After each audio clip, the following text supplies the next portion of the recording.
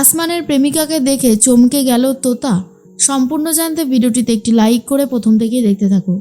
গল্পের শুরুতেই দেখা যায় যে কোজাগরি সারাদিন এত পরিশ্রম করে ক্লান্ত হয়ে গেছে। উদ্দালক বসু বলে, কি ব্যাপার, শরীরটা খারাপ লাগছে নাকি? কোজাগরি বলে, না শরীর খারাপ তো লাগছে ঠিকই, কিন্তু বেশি সব থেকে খারাপ হয়েছে মনটা। এইভাবে যে ময়ূরাক্ষী হঠাৎ করে অসুস্থ হয়ে যাবে, এটা তো আমরা কেউ ভাবতেই পারিনি, তাই না? উদ্দালক বসু বলে, হ্যাঁ সে তো একদমই ঠিক, কিন্তু কি করা যাবে বলো? জীবনে এরকম অনেক পরিস্থিতি আসে যখন আমরা বুঝতে পারি না আমাদের কি করা উচিত আর কি করা উচিত না। আর ময়ূরাক্ষীর অবস্থা তো খারাপ ছিল, সেটা আমরা আগে থেকেই জানি। তাই আমার মনে হয় এখানে যদি তুমি দুঃখ টুক্ষ পাও, সেটা আর কোনো পেয়ে লাভ নেই। ডাক্তার ওকে বলেই দিয়েছে যে ও বেশি দিন আর বাঁচবে না। তখনই কোজাগরি বলে, সে তো জানতাম, তবে এত তাড়াতাড়ি তো তার বিয়েটা দেখে যেতে পারবে তো? উদ্দালক বসু বলে, টিনটিন তো বলল বেশ কিছুদিন আরও চান্স আছে বাঁচার, যতদিনটা রক্ত দেওয়া যেতে পারে। রক্ত না পেলেই খুব মুশকিল হয়ে যাবে, বুঝলে? কোজাগরি মনে মনে ভাবতে থাকে, উদ্দালক বসু কি এখনও আগের মতোই ময়ূরাক্ষীকে ভালোবাসে? ময়ূরাক্ষী চলে যাবে তাই এত চিন্তা ওনার? এরপরেই কোজাগরি বলে, আচ্ছা তোমার কষ্ট হচ্ছে না এইভাবে যে তুমি ময়ূরাক্ষীকে এই অবস্থায় দেখছো?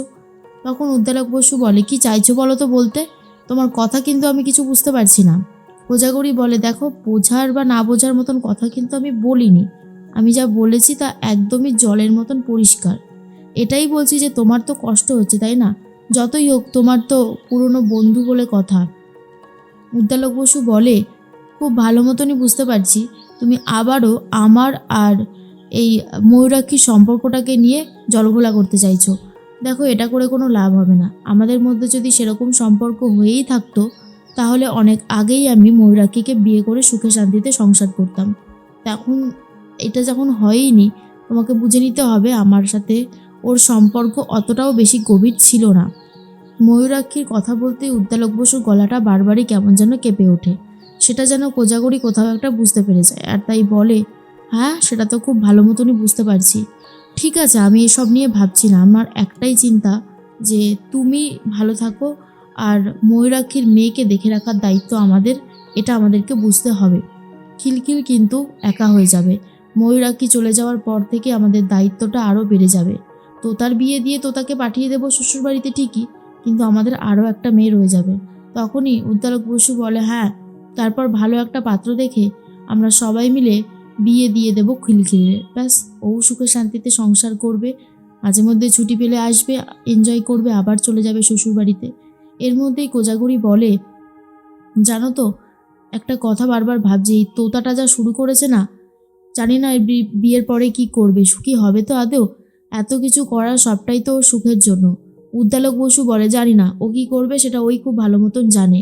সব থেকে বড় কথা হচ্ছে, ওকে আমি বারবার করে জিজ্ঞেস করেছিলাম, ও তখন একটা কথাই বলেছিল, হ্যাঁ ও রূপকেই বিয়ে করবে। তখন বলেনি কেন? তখন যদি সবটা বলে দিত তাহলে তো আজকে এই দিনটা দেখতে হতো না, তাই না? এর মধ্যেই কোজাগরি বলে, তুমি আর ওর উপরে রাগ করো না, মেয়েটা তো আর কদিন পরেই চলে যাবে। সত্যি কথা বলতে খুব খারাপ লাগছে, কষ্ট হচ্ছে। এর মধ্যেই দেখা যায় ময়ূরাক্ষীর শরীরটা হসপিটালে আবারও খারাপ করে গেছে। আর খিলখিল কী করবে বুঝতে পারে না। ডাক্তারবাবু জানায় এক্ষুনি ওনাকে রক্ত দিতে হবে, রক্ত না পাওয়া গেলে কিন্তু ওনাকে বাঁচানো যাবে না। কথাটা শোনার পরেই তখন খিলখিল বলে, হ্যাঁ এখনই রক্ত লাগবে?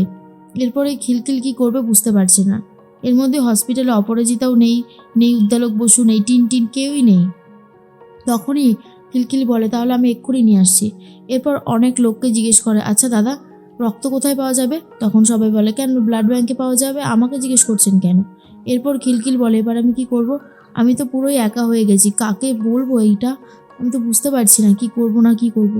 আর তখন অনেকজনকে জিজ্ঞেস করে, কিন্তু কেউই খিলখিলকে সাহায্য করতে চায় না। খিলখিল ওই করিডোরেই কান্নাকাটি শুরু করে দেয়। আর তখনই চলে এসেছে আসমান। জিজ্ঞেস করে, কি হয়েছে, এত কান্নাকাটি কিসের জন্য? তারপরেই খিলখিল বলে, আর বলবেন না, আমি খুব বিপদে পড়েছি। দেখুন এই যে আমার মায়ের রক্ত লাগবে, রক্ত ছাড়া তাকে কোনোভাবেই বাঁচানো যাবে না। কি করব বুঝতে পারছি না, এখানে কিচ্ছু চিনি না আমি। আমার সাথে যারা ছিল তারা চলে গেছে সবাই, আমি এখন একা হয়ে গেছি। তখনই আসমান বলে, আচ্ছা দাঁড়ান। এরপর পল্লব বাবু বলে একজনকে ফোন করে জিজ্ঞেস করে, পল্লব দা আমার না ব্লাডের যে কার্ড রয়েছে ওটা লাগবে একটা, তুমি নিয়ে আসতে পারবে? তখন সে বলে, ঠিক আছে আমি আসছি।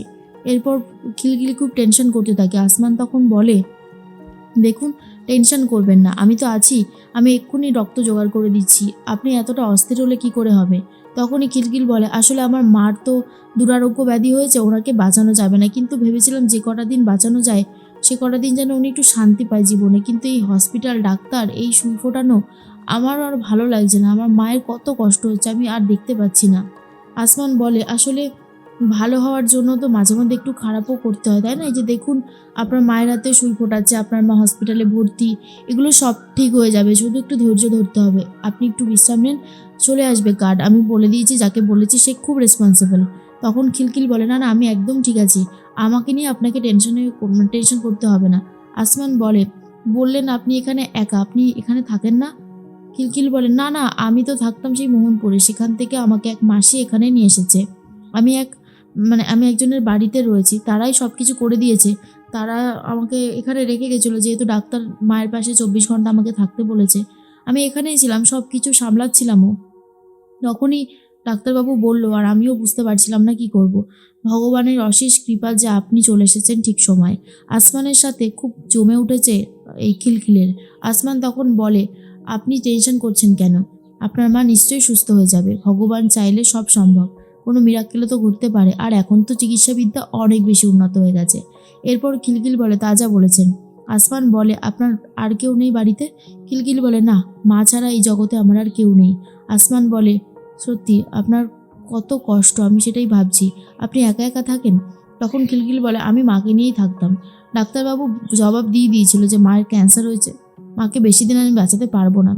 তখন মাসি খুব টেনশন করছিল, মানে হঠাৎ করেই মাসির সাথে দেখা একদিন আমাদের বাড়িতে আসে, সব কিছু জানার পর আমাদেরকে এখানে নিয়ে আসে, আর এক মামুর বাড়িতে আমরা উঠেছি, আর তিনিই সব খরচা টরচা দিচ্ছেন, সব কিছু তেনারাই সামলাচ্ছে, আমার তো কোনো ক্ষমতাই নেই, বলুন আমি কি করে সবটা করব। আসমান বলে, আপনার সাথে আলাপ হয়ে খুব ভালো লাগলো। এরপর তখনই খিলখিলি বলে, আপনার নামটা জানতে পারি? আসমান বলে, আমার নাম আসমান, এরকম নাম বোধহয় আগে কখনো শোনেননি, তাই না? আর তখন আসমান বলে, জানেন, আপনার মতন আমিও না একা, অবশ্য আমার বাবা আছে, আমার মা আমাকে মেনে নিতে চায় না। তখনই খিলখিলি বলে, এমন মাও হয় পৃথিবীতে, সন্তানকে জন্ম দিয়েও মেনে নিতে চাইছে না, আপনি তো সত্যি খুব দুঃখী বলতে হবে। আসমান বলে, তা অবশ্য ঠিকই বলেছেন। এরপর আসমান আর খিলখিল যেভাবে হেসে খেলে কথা বলতে শুরু করে, একে অপরের সম্পর্কে জানতে চায়। খিলখিল বলে, আপনি কি করেন? তখনই আসমান বলে, আমি ওই বাচ্চাদেরকে পড়াই বলতে পারেন, আমি একটি ইউনিভার্সিটির প্রফেসর, পার্ট টাইম আর কি। তখনই খিলখিল বলে, বাবা আপনি তো তাহলে স্যার। আর এর মধ্যেই তোতা হসপিটালে আসবে ময়ূরাক্ষীকে দেখতে, তাই ঠিক করেছে। তোতা এসে যদি আসমান আর খিলখিলকে এমনভাবেই কথা বলতে দেখে হেসে হেসে, তাহলে কিন্তু তোতা ধরেই নেবে আসমানের সাথেই খিলখিলের কোনো একটা সম্পর্ক আছে। তাহলে কি ভবিষ্যতে আসমানের সাথে এই খিলখিলের বিয়ে আমরা দেখতে চলেছি? আর রূপের সাথে কি তোতারই বিয়ে হবে? যদি এমনটা হয় তাহলে তোমাদের কেমন লাগবে কমেন্টস করে জানাতে কিন্তু ভুলো না।